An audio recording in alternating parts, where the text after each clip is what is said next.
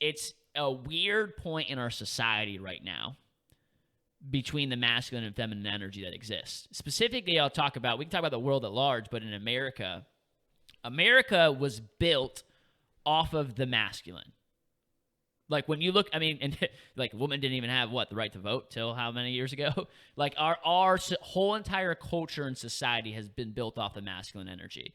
That is what created entrepreneurship. It's what's created our skyscrapers. It's what's created our automobiles. It has been this masculine, capitalistic type energy of producing and results and drive. Okay, and then and here's why it's interesting is because we've really made a shift over the past 20 years or so, after 300 years or whatever of American history. It's been built off of masculinity, and now it has started to have this big shift and swing in the other direction, where you have the reality is that right now a big problem in our society is that we have lost touch with the masculine energy. We have lost touch with their masculine, specifically men. Like weak. A big problem of culture, like we talk about on a lot of these shows, a lack of leadership. Like a big problem is weak men in our culture and our society. There's too many weak men. And that has been created by the society that we've created over the past years where, hey, everybody gets a participation trophy. The lack of family units and father presence. Things like pornography and instant gratification. All this stuff has made very, very weak men. Even the feminist movement. I'm not criticizing it, okay? And by the way, there's you're not criticizing because you're not allowed to criticize it. Well, it's literally been labeled as that is good and masculine is bad, if you think about it. Well, and that's what I'm getting at. If I came out and said I was a masculist, like a feminist, but no, I'm a masculist, right. I would get crucified. Yeah. Well, and here's what is important to be said. Okay, America being built off the masculine and us being masculine for 300 years.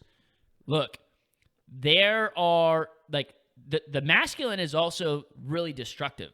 The masculine is what has caused every war. The masculine is what causes fighting. The masculine has been the source of most of our problems for the past 300 years, has been the result of masculine energy.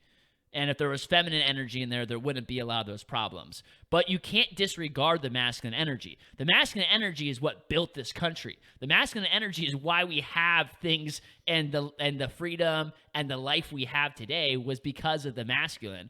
But also there's a big problem when we live in such a heavy masculine-dominated society and there is no feminine presence. Which has been the historical norm for a long time. Right. And in most cultures, if you look at the animal kingdom, who's the person that leads, almost every single animal species? It's almost always the female species. The feminine energy is usually the leader, and that's because the feminine is connected to wisdom and intuition. The masculine is about getting shit done, creating results.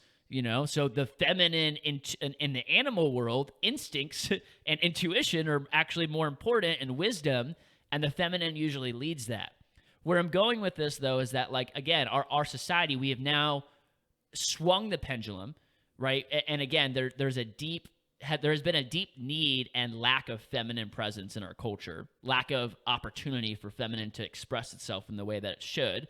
And we've swung, in true American fashion, we can only go left or right. We can't ever find the way down the middle, so we have swung the pendulum in the complete opposite direction. And I think that's a little bit of the downsides of the feminist movement, is that it has caused us to, the good side is it has caused us to start appreciating the feminine in our culture, which is needed and important. And it has also emasculated men. It has made weak men. It has made men feel bad for being masculine. It's made hey, if you're a masculine person, it's like a bad thing. But the masculine is what protects and provides for the feminine. It is a big mistake to remove the masculine out of a culture. And we can't swing so far in the other direction.